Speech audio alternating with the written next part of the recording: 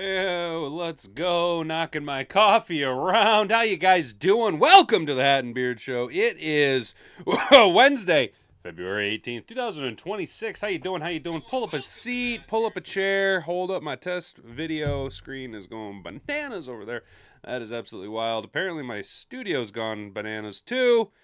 Hopefully we got everything plumb level and square on your end. I am such a Luddite. Let's get into it, guys. Today we got news and notes from around the league. First, we'll be kicking it off with Patrick Mahomes restructuring his contract.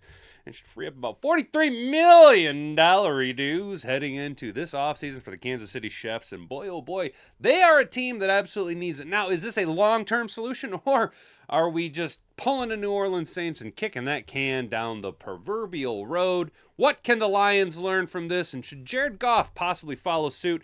Just so you guys know, there is a poll up in the chat that relates directly to this question. Does Goff follow suit with Mahomes and restructure his contract? Feel free to vote. I've given you guys 4 options down to pick from. As a friendly reminder, though, you do have to be a subscriber to the channel to engage in the chat. Then we're going to be talking, oh, say it isn't so. Hang around for one more day.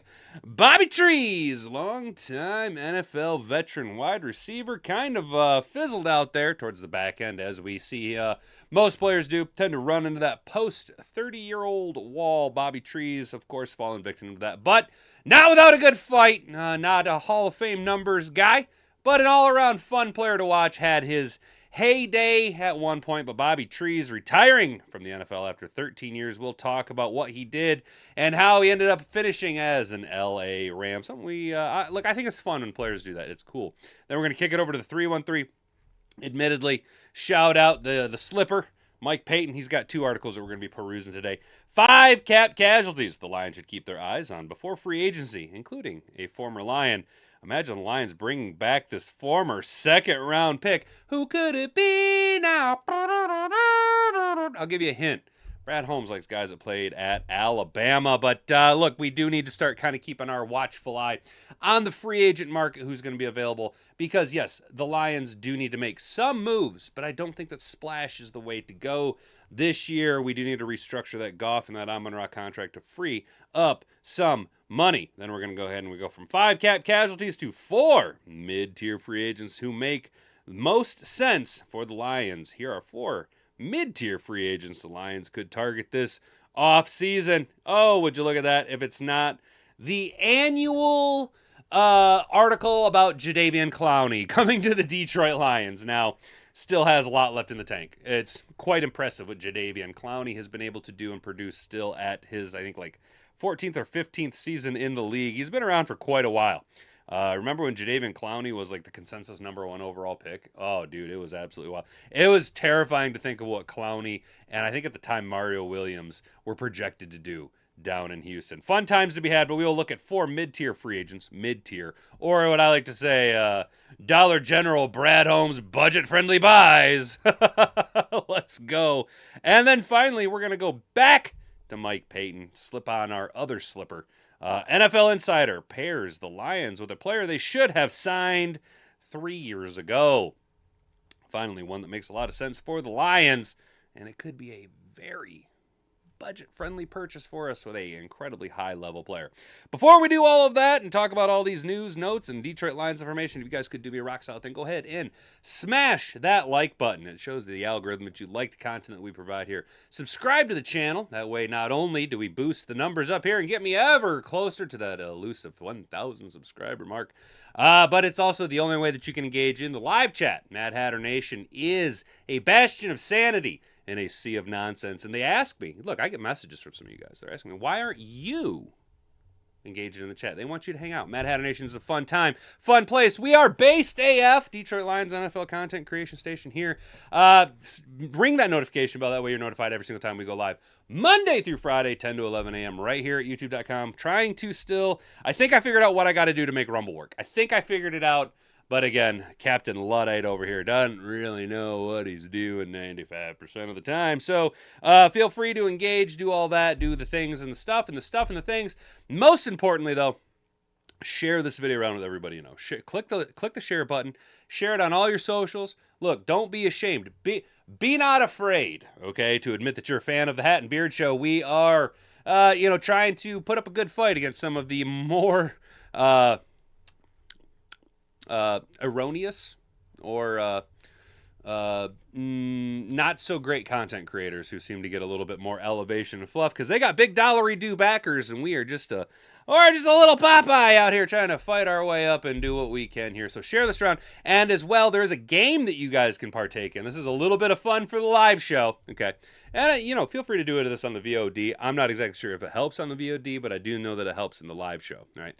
A little game that we like to play. As I go through the articles, if you guys could just hit the share button and copy that link down on your clipboard as we go from article to article to article, it increases the algorithmic push for the channel to get pushed up into the main feeds of people and maybe get this Jumbotron plane up off of the ground. All right, guys, now that we've done all the things and the stuff and the things, let's go ahead and get into the show.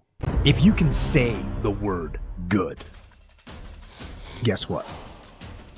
It means you're still alive. It means you're still breathing. And if you're still breathing, well, then hell, you still got some fight left in you. So get up, dust off, reload, recalibrate, re-engage, and go out on the attack.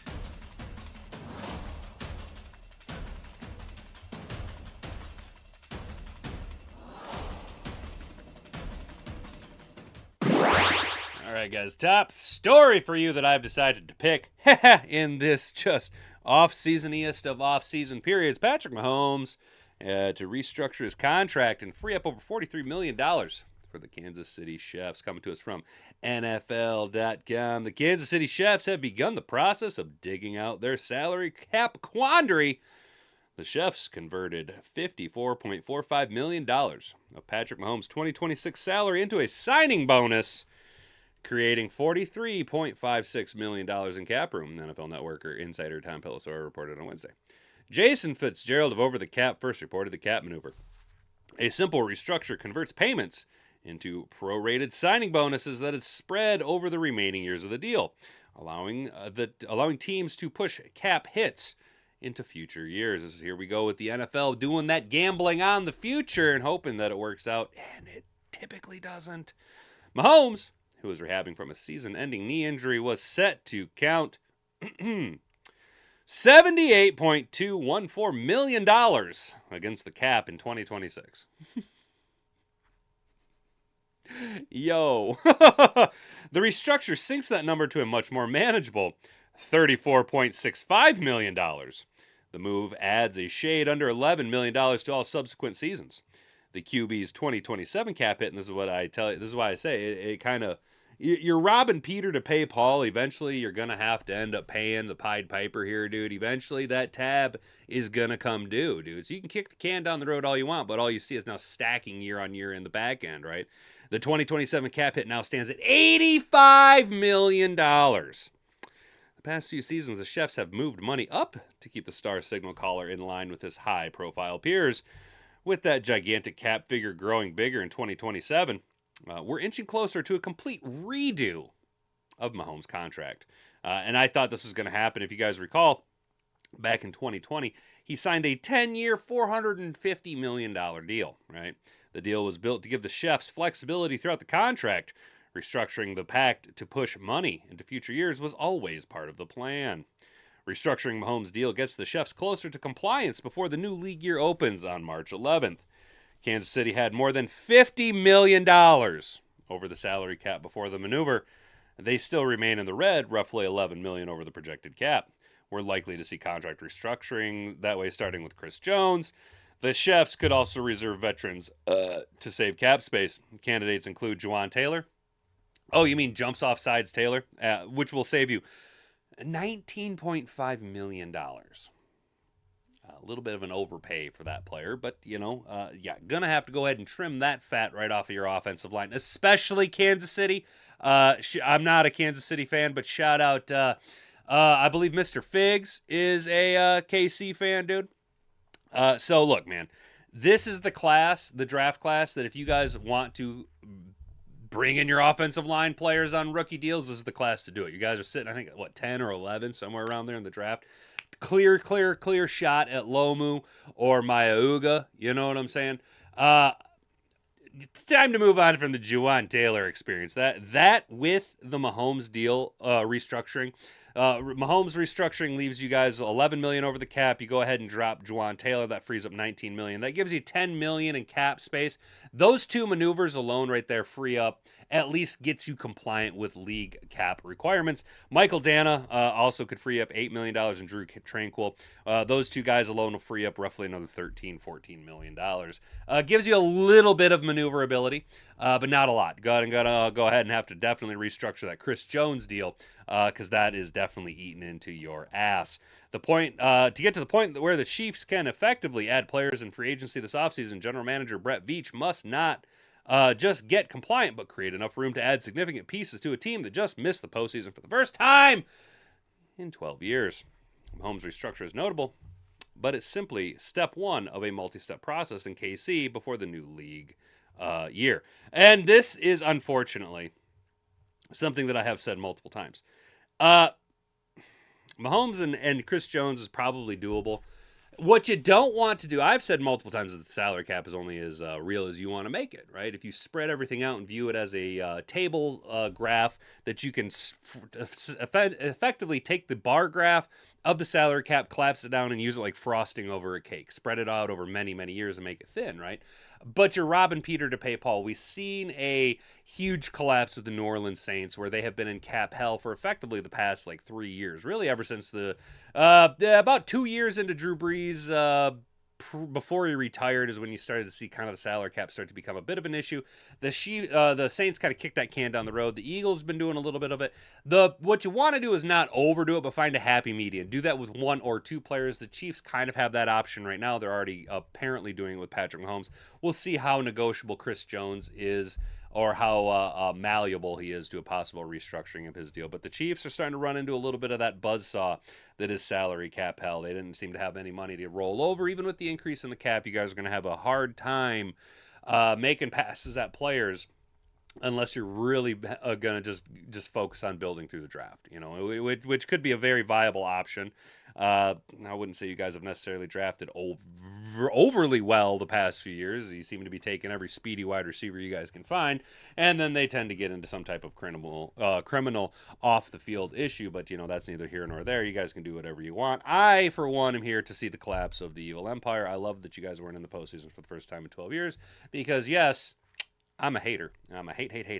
It's the haters' ball. What's going on, everybody? How you doing? Duncan, how you doing, man? 50 million or he walks. Oh, yeah, dude, yeah. Hello, Mr. Bill Gates. Chief should have just cut him. Oh, you think, dude? Just cut. You talking Mahomes, Trippy? Just cut his sorry ass? Just say, we're done with him. We're done. We're moving on, dude. All right, guys.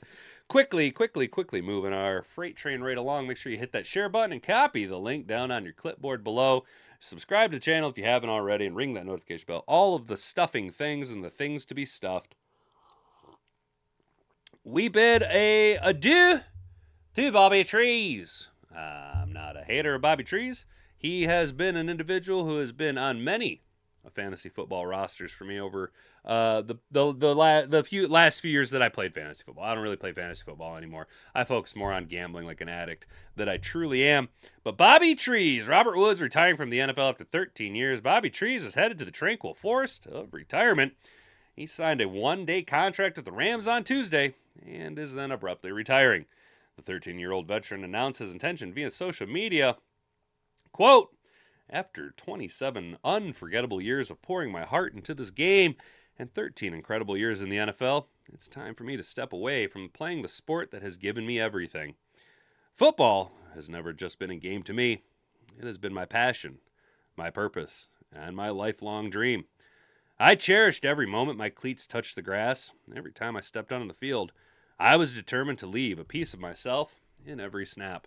And I do think that Robert Woods, Bobby Trees, is a type of player that actually, he really was a grinder. Yeah, it wasn't always glorious, wasn't always glamorous, but he He forced his way into the NFL to have and carve out a relatively solid career. A consensus All-American at USC, Woods compiled an impressive NFL career that began in Buffalo. I forgot he started in Buffalo, where the Bills welcomed him as a second-round pick in 2013. He spent 4 seasons in Western New York before venturing to the other side of the country to join the Rams, tallying back-to-back 1,000-yard receiving seasons in 2018 and 2019. In his final season in a Rams uniform, he won a Super Bowl. Never an overwhelmingly gifted receiver physically, Woods won the premier fundamentals and polish, proving himself as a highly reliable pass catcher who could run routes expertly and often delivered when called upon. He enjoyed his best seasons as a key part of Sean McVay, who Jared Goff stripped his wife, his passing attack, becoming a favorite target of young quarterback Jared Goff, while sharing the field with the likes of Brandon Cooks, Cooper Kupp, and doing much of it the same field he called home during his collegiate days with the Trojans. The Los Angeles Memorial Coliseum, where the Rams temporarily home from 2016 to 2019. Woods last played in 2024 for the Houston Texans before spending time with the Pittsburgh Steelers in 2025, but was released on September 2nd and did not play for the team. Over the course of the career, he included time with the Tennessee Titans. Woods recorded 638 catches for 8,233 yards and 38 touchdowns. He'll ride off onto the sunset with 2 1,000-yard seasons, a Super Bowl ring, and plenty of memories in his possession. So cheers to Bobby Trees. There you go. That looks like a guy who's pretty happy. Pretty happy to be, hanging up the cleats. Obviously the league was done with you. He did that journeyman thing, man. He journeyman that last bit of his career as best he could and did it productively to a certain degree. And then, ultimately being released by Pittsburgh in early September of this year and not finding another home. That's a pretty good indicator.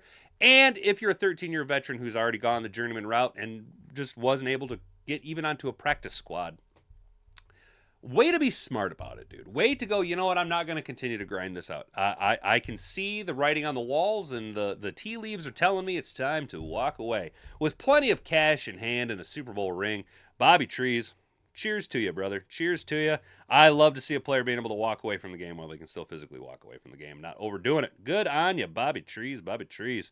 Restructure all injured players' contracts. Mandatory if you want to stay. Gives you the money to compete with anyone. 100% carry. And I think that is probably, when you look into it, something that we'll see with the Lions. Mahomes sucks. Hell yeah, Brandy. I love it. Yeah, hell yeah. I think we're seeing a lot of deals now being designed with the idea of restructuring downline already kind of baked into the cake a little bit. You know what I'm saying? Lasting 13 years in the NFL is a great accomplishment. Yes, it is, Brent. Yes, it really is. Especially at a position where the drop-off is fast. When skilled position players hit that wall, they generally hit that wall and hit that fucker like a crash dummy. You know what I'm saying, boys? You know what I'm saying? And Bobby Trees was able to prolong his career and really grind it out, dude. Really just,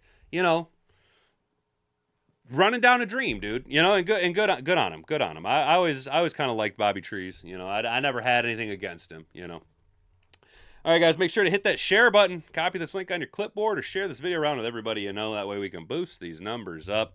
5 cap casualties the Lions should keep their eyes on before free agency, including a former Lion. Who could he be now? Who could it be? Well, we've reached cap casualty part of the offseason. The Miami Dolphins got things going on Monday when they released 4 players. Yes, we talked about that. Tyreek Hill, Bradley Chubb. More teams are going to be releasing guys in the next couple of weeks before free agency opens on March 11th. These guys do not have to wait until then. They're free agents the moment that release happens, and the Lions could potentially swoop in and grab 1 or 2 of them. I've made a list of some potential cap casualties out there who would be best fit for the Lions. Again, this is coming from the glove, or the slipper. Not Gary Payton. Mike Payton, the slipper. Bryce Huff. I've never been a big fan of Bryce Huff. Again, he gets kind of slotted to us more times than not. But in my opinion, I don't have anything against Bryce Huff. I've just never been overly hype about Bryce Huff. He's a jag, dude. And if you're going to overpay for Bryce Huff, I would just go after Al-Qadim Muhammad. Just keep your money here at home with Al-Qadim Muhammad. We know the Lions need some edge help, but they don't need to go out and sign the most expensive guys. They should really be looking at the draft more than anything. Bud Huff represents the chance for some younger depth. He's coming off a decent season with the Niners, but they can clear some cash by cutting him. The Athletic Matt Browers has him listed as the Niners' biggest cut candidate. For the backup quarterback position, we could bring in the old journeyman, a guy who has a little bit of familiarity with Drew Petzing and could maybe help communicate the new offensive approach. Though, we need to not put too much weight, in my opinion, on Drew Petzing, be it that we are running a hybrid dual coordinator approach. Jacoby Brissett is a name that's been coming up. My guy, Jacoby Brissett. I like Jacoby Brissett. I do call him Jacoby Brissett. It's funny to me. We've already mentioned Brissett. Jacoby Brissett as a possible option for the Lions. He would be a premium backup quarterback who can come in and keep the Lions going if anything happens to Jared Goff, which won't, because we're going to put an impenetrable fortress in front of Jared Goff. You could also see the potential for some Taysom Hill type stuff with him as well. No, Taysom Hill, not Tyson. Taysom. No. As much as I like Jacoby Brissett, and as much as I'd like to go and have the Jacoby Brissett experience, I'm not willing to pay the type of money for a premier veteran backup quarterback. I think that there's plenty of talent to be procured. Yes, there is always the what happens if, but I like to not put that energy out into the universe. I like to think Jared Goff's a relatively Iron Man person, and our offensive line will be a lot better next year. Including, if we were to bring in this guy, you've heard me talk about him a few times, dude. It is that Arizona connection, so, take everything I said with Jacoby Brissett. Gotta stop. I keep fucking it up. It's trying to say Brissett and Brisket together. Center Halaji Froholt. Sorry. Another guy we brought up before is Froholt, who just spent 3 years with Drew Petzing in Arizona and was with him in Cleveland. He'd be an ideal addition to the Lions' offensive line and could be a starting center right away, while Detroit drafts a guy and develops him to take over. It's plug and play with Petzing's offense, too. It's just going to depend on whether or not the Cardinals feel they can let him go. And offensive line, Eggleton Jenkins. And this is something that I do think the Lions could do, just because historically Brad Holmes does like to draft signed divisional rivals, free agents away that still have something left in the tank, i.e. Jamal Williams, i.e. David Montgomery. I do think Eggleton Jenkins could be just a funny little troll play that could add some much needed depth, or at least a possible Ratledge moves to center. Jenkins comes in. He can play guard. He can play a little bit of tackle. Here's an interesting one brought up by Packers beat writer Matt Schneiderman. The Packers can clear up $19.5 million in cap space by cutting Jenkins. In Detroit, he could play a similar role to Froholt. He can be a veteran center like he was in Green Bay in 2025 while the Lions develop a young backup. Another even better scenario is that he plays his natural left guard for the Lions while they bring along Christian Mahogany and Miles Frazier. Now, I get that move right there, though I do think we're kind of devaluing Christian Mahogany's play a little bit. I think he is a little bit marred by injuries this last year. Am I overly confident on him like I am, say, a Penei Sewell? No. Am I more confident in a Christian Mahogany and Miles Frazier than I am, say, a guy like Graham Glasgow? 1,000,000 times over, yes. I do think Miles Frazier's natural position is tackle, though. But Eggleton Jenkins could be a funny little move. And then finally, it was teased in the headline, defensive tackle, A'Shawn Robinson. I was a big fan of A'Shawn Robinson. I thought when we drafted him, I was like, there is no way that guy is 20 years old. He is clearly a 45-year-old man. That is a grown man. He's got 4 kids and 6 ex-wives. You know what I'm saying? A familiar name for sure. Robinson has been a good player since leaving Detroit, and he notched 5.5 sacks for the Panthers this year. He's also very good against the run. He fits Detroit more now than he did when he was first here. If the Panthers cut him, they can save $10.5 million. The Lions could get him for his steal and really strengthen their defensive line depth. Yes, I think A'Shawn Robinson then comes in and becomes that, along with Roy Lopez, your veteran rotationary piece, your bigger body to fill in, as we know. Aleem McNeil and Tyleik Williams aren't necessarily the biggest defensive tackles. They're not the most undersized, but they're not 366. They're not that big fat bag of shit that was drafted out of Kentucky last year. I think he got drafted by the Bears. Buffalo? Baltimore? I don't know. But, it could be a move we could go. And I always kind of liked Deshaun Robinson. I thought what he could do well, what he did very well. It's just under the last regime, they never really utilized him properly. So, how do we feel about those names, Mad Hatter Nation? Smoked brisket sounds good. Doesn't it, though, dude?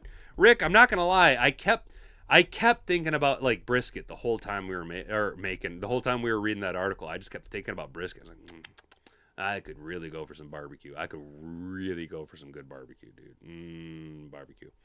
Rags wants say from Walls. Rags wants say from Walls. What you mean? Whoa. You mean like Governor Tim Walz? What you mean, Carrie? My bad. Mahogany was rushed back too soon from injury, and it showed. Dirtbag will be fine this year, I believe. Brent, I completely agree with you on that. I think we were a little pressed into forcing Christian Mahogany to play when he wasn't quite ready to yet this year because of the bad play at the interior offensive line with Kyoto Awashika and what was the little potato out there, that Dominic Raiola looking fucker who ended up getting benched. I do think we rushed Mahogany back a little bit. I think Frazier was probably in that same boat. Personally, I think Miles Frazier should project over to the right tackle spot. If Penny wants to move to left tackle, I think you should try and train up Miles Frazier. Maybe Miles Frazier could even be a swing tackle, dude. You know what I mean? He plays damn near every offensive line position, and he said last year before training camp, he'll play center if they want him to play center. He's a guy. He's a baller, dude. I do think Miles Frazier is a little underrated, Our barbecue all summer. If it's nice out, the smokers hell yeah, Rick, that's the same thing, dude. That's the same. Oh yeah, I forgot about Jamarco Jones, dude. Yeah, he'll be back too. Rick, same boat, dude. When it gets warm, like I pretty much grill into December and then just kind of shut her down. Like for example, if I was home tonight and if I didn't have to work, I'd be grilling dinner tonight. You know what I'm saying? It's nice out, dude. Or it's not nice, but it's nice enough to be grilling. Oh no, I wouldn't be grilling because it's Ash Wednesday. I don't like grilling fish. Oh shit, I forgot about that.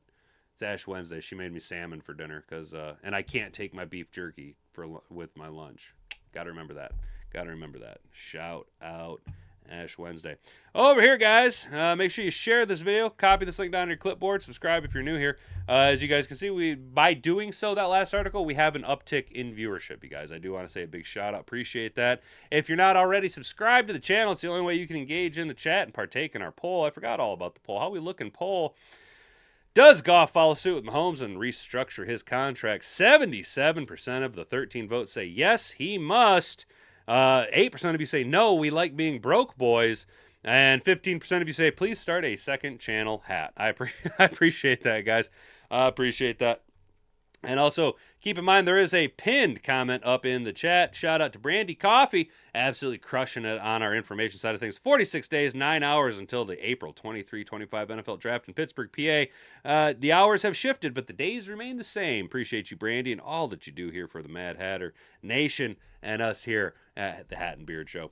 Over here, guys, at SI on Lions, 4 mid-tier free agents who make the most sense for the Lions. Who do we have? Who's on the name block for us, boys and girls? Oh, what? What are these ads? These tailored ads? I'm not looking at Kit. You're looking at Kit. Why would these tailored ads be popping up that I'm shopping for Kit? Oh, weird. So, if Detroit wants to stay aggressive without breaking the bank, targeting mid-tier free agents is the most sensible approach. With that said, here are 4 mid-tier free agents that make the most sense. We've talked about him before, guys. Cade Mays, the center from Carolina. While Mays didn't open to the 2025 season as Carolina's starter at center, he seized the job in Week 2 after an injury to Austin Corbett and never relinquished it. Even when Corbett returned later in the year, Mays held on to the starting role, logging 793 offensive snaps, the most in his 4-year career. Over the last 2 seasons, Mays has played more than 1,200 snaps at center and has quietly developed into one of the most dependable interior pass protectors in football. He allowed just 21 pressures and 0 sacks across 756 pass blocking snaps during that span. Plus, his 98.6 pack blocking efficiency grade, calculated by Pro Football Focus, was tied for 9th among qualifying centers, brought to you by Carl's Jr. For comparison, Baltimore center Tyler Linderbaum, one of the best players available in this year's free agent class, finished 30th in EFF. 97.2, permitting 26 pressures and 2 sacks across 536 pass blocking snaps this past season. So you're paying for the name. According to Sport Track, Mays is expected to land a 3-year contract with approximately $12 million this offseason. So, a $4 million a year? Totally doable. To me, Mays would be the more than worthwhile investment.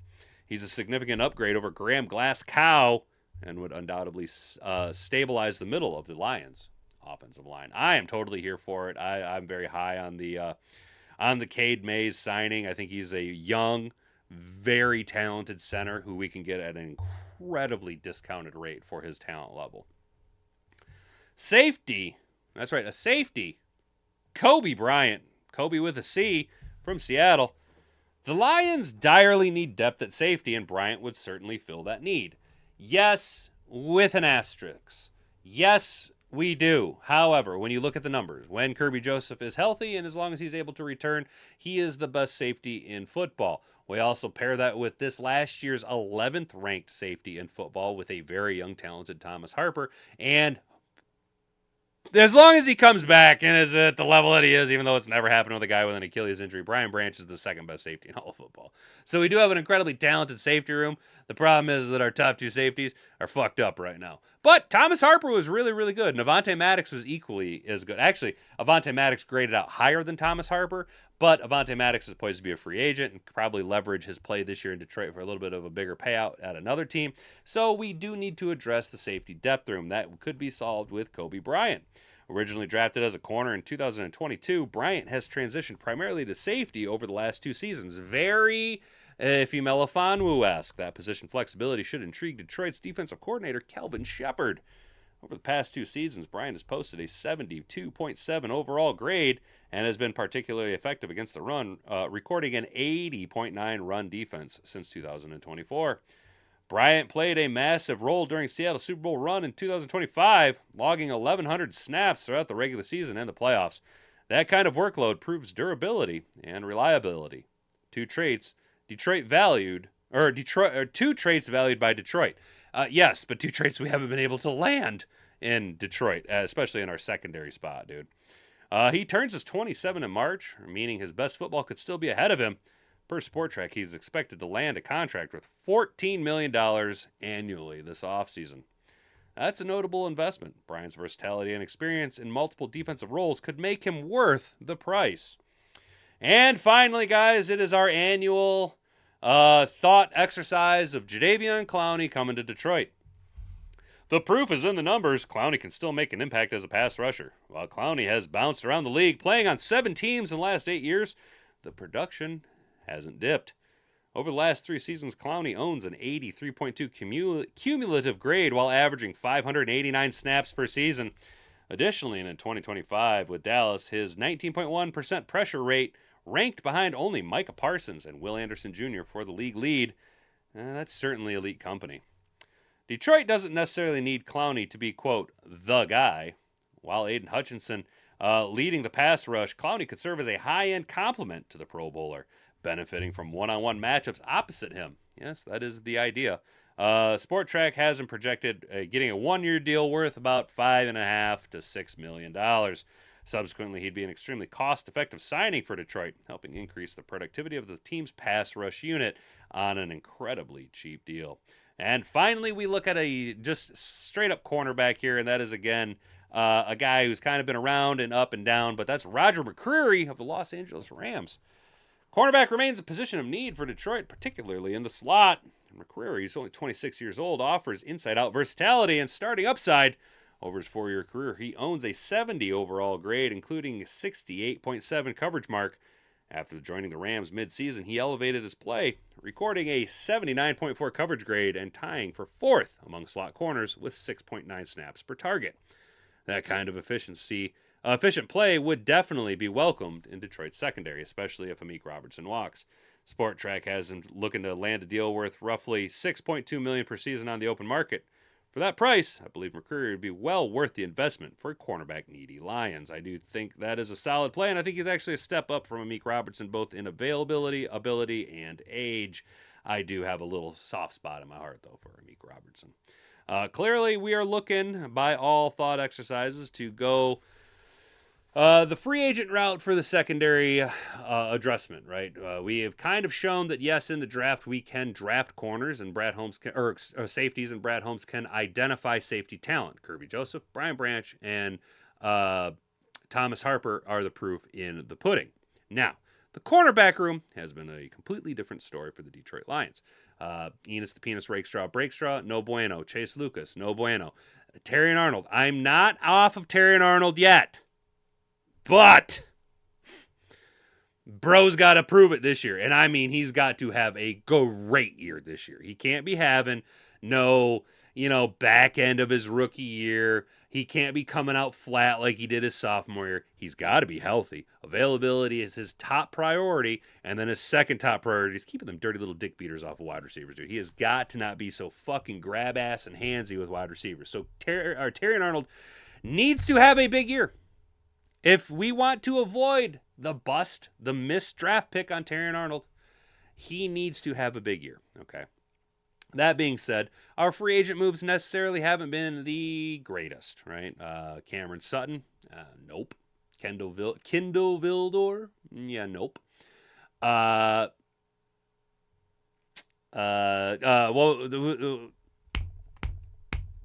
Carlton Davis, that's the other guy I'm thinking of. Carlton Davis was great. But the verbiage of the contract the Lions offered him, he wasn't sold on, so we let him walk, right? And then we signed DJ Reed. Now, DJ Reed I thought was having a really good year until the injury. Once he had that knee injury, it never was quite the same. He seemed to take not necessarily a step back, but never quite be able to catch up to where he was at. So the Lions, not the best track record at bringing in corner specifically. Could that have been addressed years ago? Possibly. Could that be addressed this year with the exact same guy we could have addressed it with 3 years ago? Possibly. Now, let's go ahead and take a little look here at a relatively inexpensive but incredibly talented player.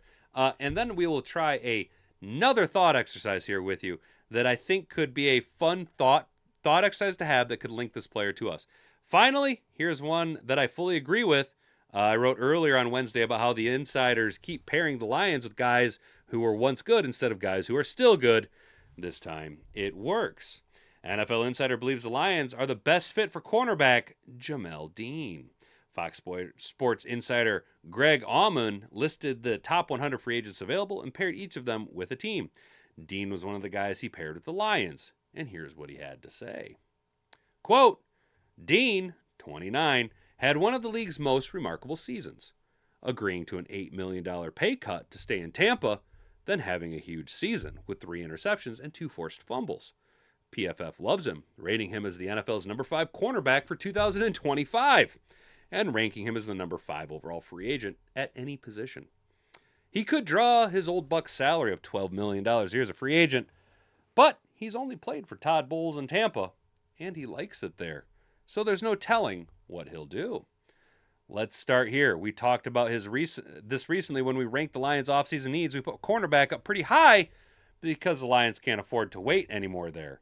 They need proven talent. They just haven't been able to find it. Isn't that exactly what I said? We need talent. We just haven't been able to find it at the cornerback spot. Frankly, this should have been Brad Holmes' number 1 move in 2023, but the Lions instead went with Cameron Sutton and Emmanuel Mosley. Neither worked out. Then Carlton Davis didn't want to come back. Factually inaccurate. Carlton Davis wanted to come back. He didn't like the verbiage of the contract offered by the Lions, but he wanted to stay in Detroit, and the dollary dues were right. He just didn't like the verbiage. DJ Reed got hurt, and so did Terrion Arnold. Enough is enough. Dean is still good and arguably even better than he was in 2023. If the Bucs do let him out of their sight, $12 million a year is more than fair for a cornerback who would change the Lions' secondary overnight. I do think that is a sneaky, solid, and financially feasible option to go. The other thing that I would like to just kind of play with you guys here is a small thought exercise. Todd Bowles has really good defenses. And the Lions need to change their mentality to get out of base defense. We run it like 80% of the fucking time, dude. would it not then be viable to bring in one of the highest ranked players, one of the best talented players, proven track record, and is still on this side of 30? We know corners can still play into their plus 32, 34-ish if they're playing at a high level. Would it not be then probably the best option to bring in a guy who has experience playing outside of a base defense with a high degree of defensive knowledge from a high degree of defensive coordination to kind of help facilitate that change in Detroit that is needed? I think that would be a sneaky, sneaky solid move and a little bit of a play that we could go for. Do I like the 29-year-old as opposed to like a Roger McCreary at 27? I think we're kind of getting out into the weeds. But if we're talking a difference of like $6 to $7 million, that doesn't really move the needle enough for me. If we can get Jamel Dean, yeah, I'm pulling the trigger on him 100% right now. You know what I'm saying? Brad's big mistake last year was Reed over Davis. Yeah, Brent. But unfortunately, dude, Davis, it was a contract thing, dude. He didn't like the verbiage, dude. He wasn't wild about the Davis. Davis, yes, one of his biggest. It did suck, dude. Damn, I missed some of the Chiefs chat earlier. Oh, yeah, Mr. Figs, I was giving you a shout-out, too, brother. I was talking about the chefs earlier, bro. I was giving you a shout-out, dude. I was like, shout out Mr. Figs, dude. I know he's a chef's guy. You've done Christmas dinner on the grill? Hell yeah, Rick. That's awesome. Hell yeah, dude. We need to get JMO's mentor to get him some maturity. Oh, you mean Arnold? Yes. Yes, Mom, I do agree with you. Yes. He does need a little bit of maturity. However, I did see a little blurb. TA is in the news right now. He is linked to some people that committed some crimes at a house he was renting. By all accounts that I've seen, TA isn't at all involved with it. It just happened by people that he employs, right? Family members and friends that he employs. Just say, you can't be doing this. You can't be doing this, man. You can't be giving money away to your friends and family from the hood, dude. It never works out, dude. It never, ever, ever, ever, ever works out. And there are countless horror stories of all of these players who ended up broke because they felt like they had to pay for everyone around them. But, dude, and then you see him pull him down like TA. Now, his name is in the news in a negative connotation simply because of the company that he chooses to keep. And that sucks, dude. You know what I'm saying? Hopefully it does pan out, and I am correct in my, at least by all the information available, that he's not involved in this at all. But, it's still a negative news cycle for him, and not something that you'd necessarily like to be seeing. I haven't been ignoring you, fine folks. My daughter had surgery, so I'm on that 4-hour sleep cycle. Damn, yo, I hope everything's good, dude. I hope it was, Mr. Figs, I hope it was planned surgery, not emergency surgery. How's that, brother? I hope everything's good, dude. Thoughts and prayers to you and your family, dude. Hopefully she has a speedy recovery, dude, and you can get a little bit of sleep, dude. You know what I'm saying, bro? All good? Good, man. Good, dude. Good. I hope, you know what I'm saying? I didn't want it to be one of them scary surgeries. You know what I'm saying? It was one of them that, like, it's like, no, I'm taking this day off work because of the, you know what I'm saying? A scheduled surgery, not an emergency surgery. So good, dude. I'm glad to hear that, brother. I'm good to hear that, dude. Glad everything's good with you and your family, dude. Hell yeah. Hopefully, like I say, thoughts and prayers from all of us over here to you and yours, dude. Legit, dude. Yeah, no, dude. Mad love. No homo. For real, dude. Hell yeah. Rick C, dude. Yeah, you know what he's called. Yeah, dude. Fuck yeah, dude. Rick knows what's up, dude. Yeah, dude.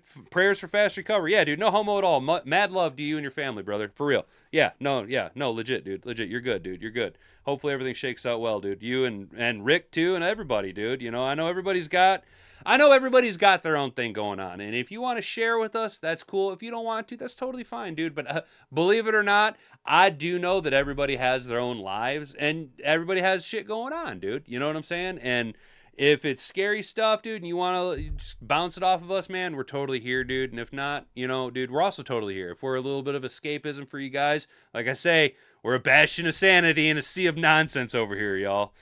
Oh, hell yeah, dude. Hell yeah, dude. Always, dude. Always, guys. Always, guys. Mad love from all of us here at the Hat and Beard Show and Mad Hatter Nation. Unfortunately, bro, we flew through today's articles. Holy cow. All right. I'm going to be very honest with you guys. I've been deliberately trying to not get bogged down in the monologue real hard, and apparently I've been cutting it way too short because we are 15 minutes. Man, Damn, dude. We're 15. All right. I can't just cut you guys short 15 minutes, dude. I can't just hoe you on 15 minutes. Let's see if there's anything cool.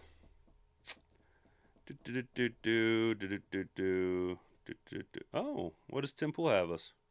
Oh, yeah, I know that story. Oh, hey, Jody with a Y. You know, if any of you are looking or know people who are looking to enlist in the service, there are a lot of YouTube creators who can give you a lot of good insight. And now, Jody with a Y, I do believe he is about to or has just recently retired from the Air Force. But he was a Air Force recruiter. This guy can give you a boatload of information on enlisting. He will give you more of an Air Force specific type of view. That was who I was always and most recently was looking to enlist with. But there are a ton of content creators out there that can help you get some information, and Jody with a Y is one of them. Do any of you guys know anything about Harrington Arms? Because so you guys know that I've been doing my own custom saber dagger build, and I ordered a slide the other day.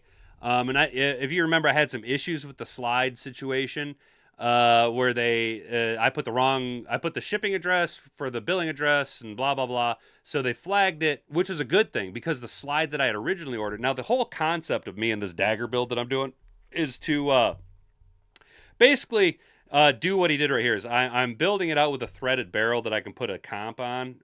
PSA makes a dagger comp. And the slide that I originally ordered has the gator mouth on it, which isn't compatible with the dagger comp. And I'm really glad that this whole thing happened because I didn't notice it. So I ordered the slide window 3, which doesn't have the gator mouth on it. Yeah, the slide window 3, which doesn't have the gator mouth on it. No, I ordered the slide window 1 because the slide window 3 is the gator mouth version of the slide window 1, or the SW1.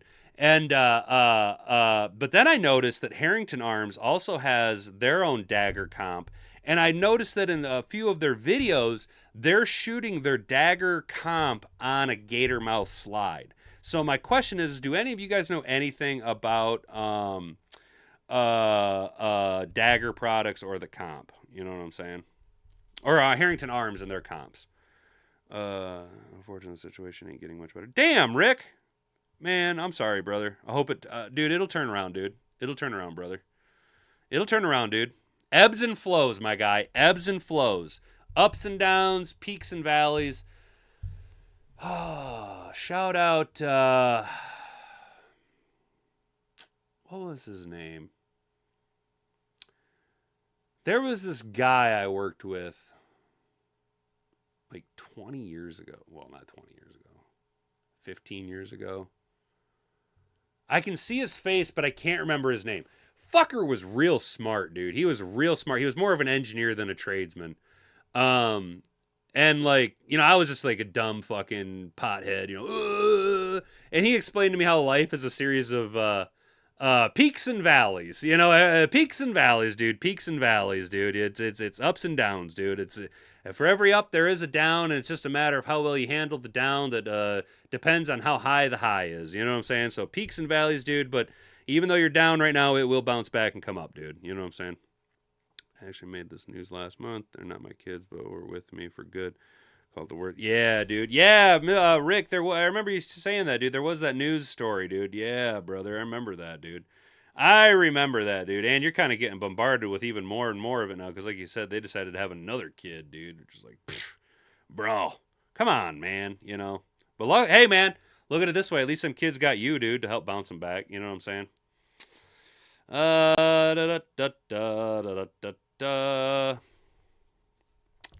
Not much. Not much. As you guys can see, my my algorithm is not really football centric. Oh, here we go. Do any of you guys watch Sergeant Ducky? Y'all ever watch Sergeant Ducky? Let's watch a little Sergeant Ducky and get you guys on a little bit of we'll end on a high note. How's that? I was having a coffee with the missus the other day when she bumped into a friend of hers. They chatted away catching up, and I did my usual thing of just sitting there with all the dignity of a child who's lost track of his mother in a shop, with just the occasional, yeah. so he doesn't think she's getting paid by the government to look after me. So the conversation wraps up and we're on our way home. And like any man who's just seen his missus be friendly with an unfamiliar, good-looking and outgoing man, I had some questions. So, how long you two been banging? These are the types of questions you ask when you've only about 2 things going for you and you've not been taking particularly good care of them lately. But much to my relief, she says, Who? Andy? He's gay. honest to God, I think that's the first time I've ever met a gay lad who wasn't. Gay. You know? Like, he was just normal. No softened voice, no feminine gestures of any kind. Wasn't even particularly well groomed. Just a bloke in a hoodie. Like, it's always bugged me that all the gay lads I've known mimicked women. Like that kind of feminine theatre you'd spot from across a field on a foggy day, looking the other way. I assumed they just turned up the gay so they can spot each other easier in the wild, or just did it so they didn't jump scare the straight lads with the gay, like how you'd let an anxious dog sniff the back of your hand so it doesn't think you're trying to fuck it in the arse. But I just knew there had to be some gay lads out there that didn't bother with the sparkle. Just didn't think it'd take me this long to find one. I wonder if it's because straight lads started having skin routines, painting their nails and mewing, so now there's no telling at a glance these days what's what, so the whole flamboyance doesn't really cut it anymore. Though saying that, most of the gay lads I've known almost exclusively have the hots just for straight lads. I knew a lad who'd consider his night a total failure if he couldn't convince a straight lad to venture over the fence with him for a bit. And the fucker was frighteningly successful with it too, which was a real eye-opener. I'm spending too much time on this, aren't I? Yeah, but there is a point. You see, despite the shade I throw at the common garden variety metrosexual, I do have an extended pinky of my own that's frowned upon by pricks like me. That is spa breaks. I'm not proud of it, but I can't go back now, so I just have to live with it. I wasn't always like this. There was once a time where I'd join in on stoning one of the boys in the street if we caught wind of him having a spa break. But that all changed a few years back while I was with my ex. You see, one time when we were planning on a weekend break, she had the idea that we should go for a couples massage in the hotel spa. Now, there was no way in hell I was going to be caught dead in a spa, so I knew where to tell her where she could shove that idea. So that weekend comes and we're at the spa together. If you're wondering how she pulled that off, I was 20 and she had one of those vagina things. Thing is, I was rattling. I was terrified that the masseuse would be an absolute ride. No word of a lie, that was my biggest fear. I was like, she'll sensually touch up my back, my 20-year-old body will react accordingly, she'll flip me over, and I'll do 5 to 10 for brushing my knob off her nose. So out walks the masseuse, and of course, she's a ride. My next hope was she'd be cold and clinical so the fear might keep things under control. But of course not. She's really lovely, proper bubbly, smiling and chatting away to me, being all non-threatening, making me comfortable. I was fuming. This was the perfect environment to coax a shy badger out of its den. Then they go from worse to it's a done deal when she takes me to a separate room to my then missus. I assumed we'd both be in the same room. I was banking on it actually. At least then when I lifted the towel I could have blamed Nobzilla's arrival on the missus. But no, it's just me and a towel, this ride of a woman, alone in a lovely smelling dark room with soft music, and she's going to spend the next hour rubbing scented oils into parts of my body not even my girlfriend had touched. Soon as she started I knew I was done for. No sooner had she run her hands up the inside of my leg, I was stressing the padding on the other side. I nearly lifted myself like a fucking trolley jack. I was on that table like, dear God, I'm fucked. Eventually she was done with the back and wanted to go off the front, and guess what greeted her when I turned over? Who's that Pokemon? The flattest towel you ever did see. You could have rested with a cup of tea on me, it was that flat. The massage was so unbelievably relaxing that after about 10 minutes I couldn't have got a horn if Natalie Dormer walked in with just a smile on. I felt like a puddle of water that had been brought to life. I wasn't even the end of it. After that I was left in a relaxation room with reclined spa beds and complimentary glasses of wine, and I just got to chill there, lost in my nutting box, listening to sounds of the rainforest, and I was like, why is this a female thing? This is the ultimate form of peace and quiet. This has man-ting written all over it. Ever since then I've been a sucker for a massage. I've had about 10 of them in my life and only one of them have ever been bad. But to be fair, that was my own fault. I assumed all massages were the same, so when I seen deep tissue massage, I thought nothing of it and I booked it. Sorriest thing I ever did. That masseuse was a fucking sadist. She hit me with a few strong jabs, a couple of liver shots. I can't say for sure, but I'm almost certain she hit me with a people's elbow as well. No other word for it, lads. I was assaulted. I've had more comfortable colonoscopies. I walked out of there a very broken man. So you might be wondering, why do I have massages on the mind? Well, it's been a bit of a few months for dear old Ducky. My dog died, and I tore my banjo string.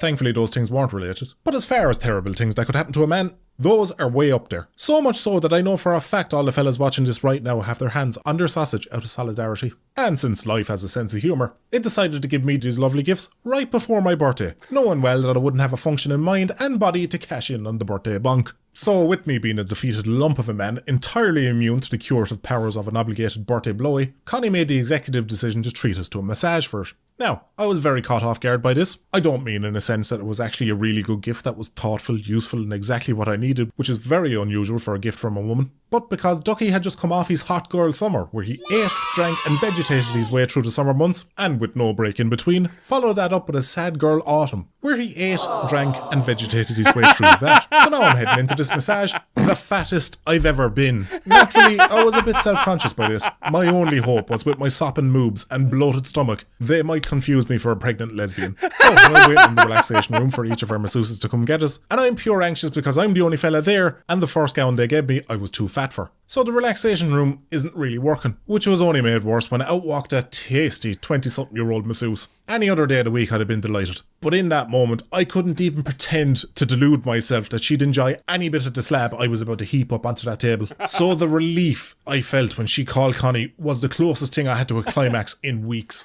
Then I hear, "You must be Ducky." I look, and what had waddled up to get me but this absolute rounded angel of a woman. Oh, she was rough looking and had as many bellies as me. Maybe even more. Any fear I had went straight out the window because me and her were now best friends. Proper pair of sexy BMI bitches. Fucking team cheesecake all the way. Those skinny bitches. We'll show them in a minute tramps how to roll some dough. Come on. So off we go, and of course the massage is lovely. She's doing what she can with the granite that's replaced my shoulder muscles in recent weeks, and I'm melting into the table like a bar of chocolate in an arse pocket. Then my brain says the worst thing it could possibly say to me in that moment. "Hey, you know that tasty young masseuse from before?" "Yeah?" "Well, right now she's in the other room, sensually rubbing oils all over your missus's naked body." And I don't know if it was the many weeks of abstinence, but no sooner had I had that thought did the drawbridge raise.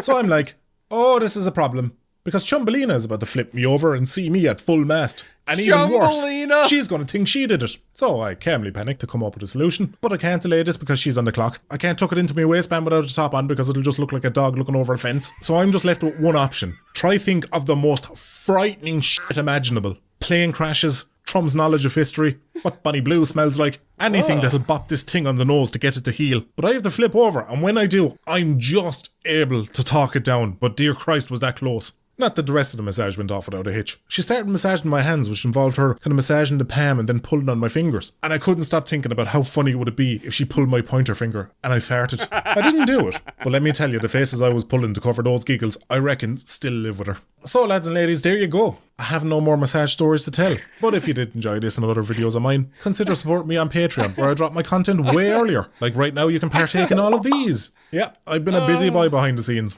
For once. You'll even get the occasional bonus video where I try to flashbang my audience with my complexion, as well as all the other perks you'd expect. So if I don't see you over there, I will catch you. Yo, oh man, Ducky cracks me up, y'all. Ducky cracks me up. Oh man, so Rick, that's a dude named Sergeant Ducky, dude. He's a British dude, or I think he's maybe Scottish. But dude, he's funny as shit, man. His animations crack me up. Like, he is very quick-witted, dude. He's got like his catalog, dude. Yo, all right, I'll give you guys one more. I'll give you guys one more Sergeant Ducky video. We'll run a little late, just because, dude. This is one of my like favorite guys, bro. Sergeant Ducky is like one of my favorite creators.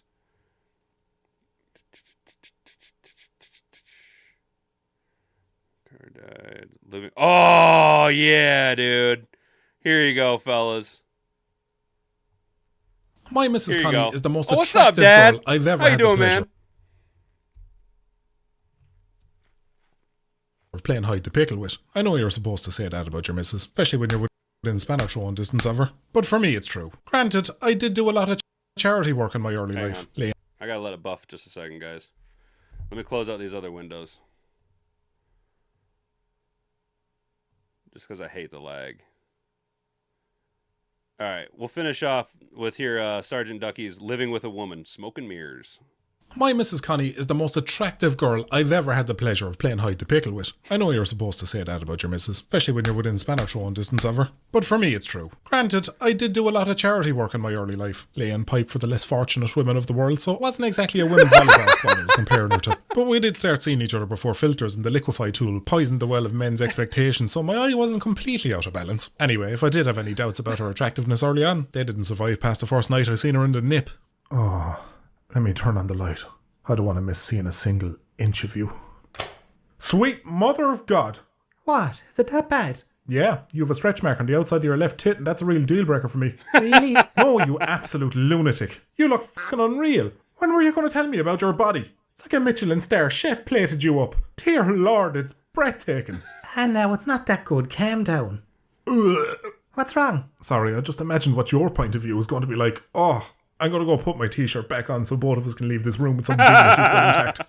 Needless to say, I took full advantage of having a missus that was a smoke show. But early relationship lust is kind of like the Challenger space shuttle. One hell of a high, and the view is spectacular. But gravity's a bitch, and you'll eventually come crashing back down to Earth. And I remember quite clearly the very night that happened to me.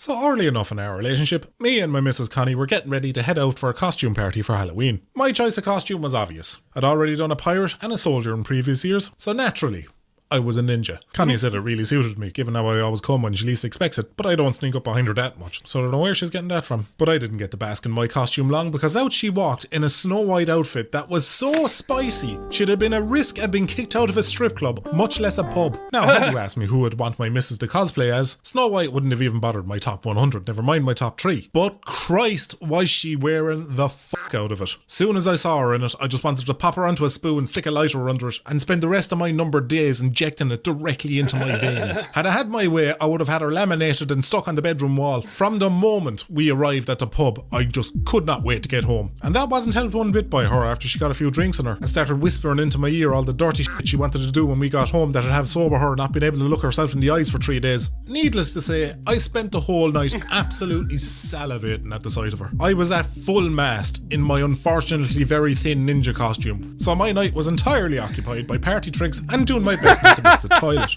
Oh, no.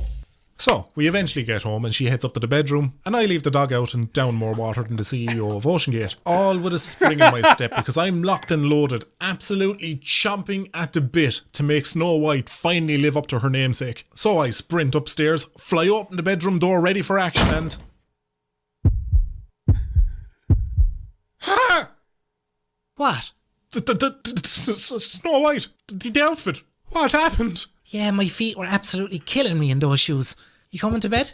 The whole outfit. The clothes, the makeup, dear God, the stockings with the red ribbon garters. Snow White was gone. And my reward for enduring 6 hours of a ferocious blue balling, knowing I, Ducky, was the only man on the planet with permission to take full advantage of it. A hospital patient who's just nipped out for a smoke. Oh, it was like I spent all day watching her cooking up ribs, tacos and cheesecake, only for me to be handed a bowl of porridge. Now, I could have handled this like an adult, but we both had very strong and opposing feelings on this. She felt like it was no big deal and I was being overdramatic, and I felt like I'd just watched somebody who had lied about loving me curb stomp my favourite Pokemon to death. So needless to say, I lost the fucking raisin. I threw an absolute wobbler. No word of a lie, the whole relationship nearly ended there and then. She could have taken a seat, trouserless, on the face of my enemies right there and then, and I wouldn't have made a bit of difference because I was already bouncing off the fucking limiter. We argued about it for the guts of an hour, and I was still so sour by the end of it, I'd made her sleep in the spare room. Not to say I slept that night. I just laid there in the dark with melons for balls, absolutely vibrating with rage, trying to work out how to actually ghost somebody you live with.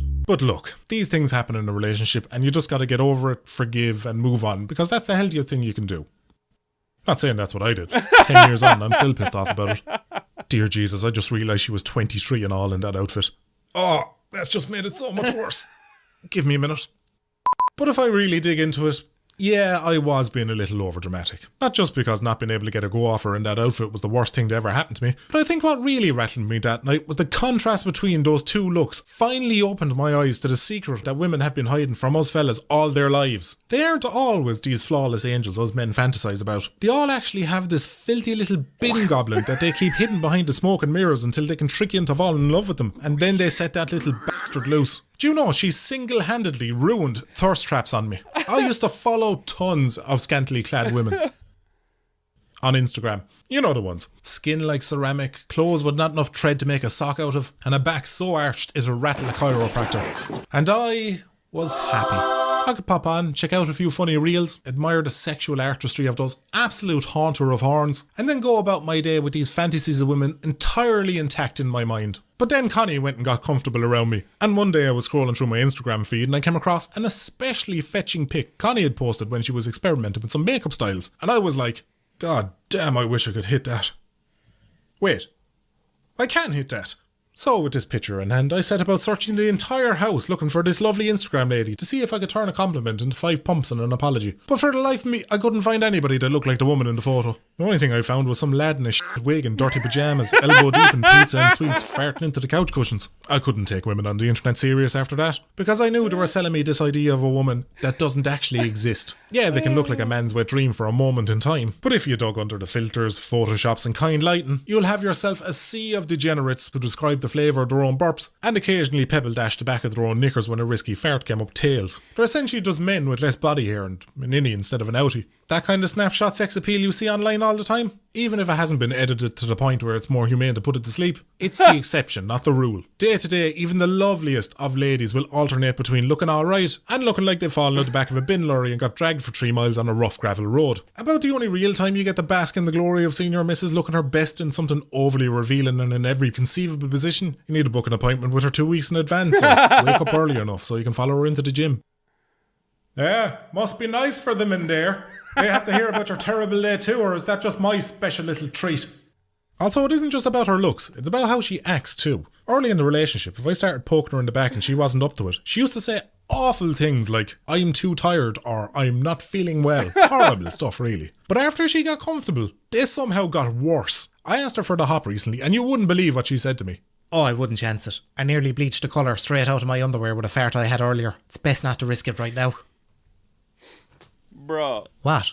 I mean, it's one thing to not go out of your way to inspire a horn, but talking like that has got to be considered some class of domestic abuse in some countries. Though, to be fair, women have been put into mismatched sex drives since we were wearing leaves for jocks, and Connie's no different, so maybe that explains it. But I think sometimes she forgets that it is actually in fact me that she's been with for the last 12 years, because she'd be watching Aquaman or something and she'd be absolutely gushing over Jason Momoa, narrating her own hardcore erotic fiction out loud like, oh my god, I'd let him ruin me every hour of every day. He could do whatever he wants with me. He could break my spine and I'd say thank you. And I'm sitting there listening to it like, this is from the girl who had an absolute panic attack when I suggested we do it on the kitchen counter last week. Yeah, I'm sure he'll be absolutely devastated when he finds out what he's been missing out on. The sun is a deadly laser.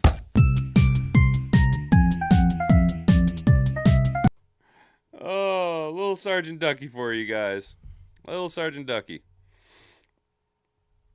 What's up, Riley? How you doing, man? What's up, everybody? All right, guys. That's gonna be it for today. Appreciate each and every one of you who stopped by and partook in the poll, or dropped a comment in the chat, or shared this around with everybody you absolutely ever met before in your entire life.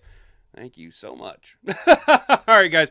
Try and have yourself a good rest of the day. Stay out of trouble. Don't do anything I wouldn't do. I've been Hat and Beard. You've been attentive audience. Until next time tomorrow at 10 a.m. Bonga bonga. Frig off.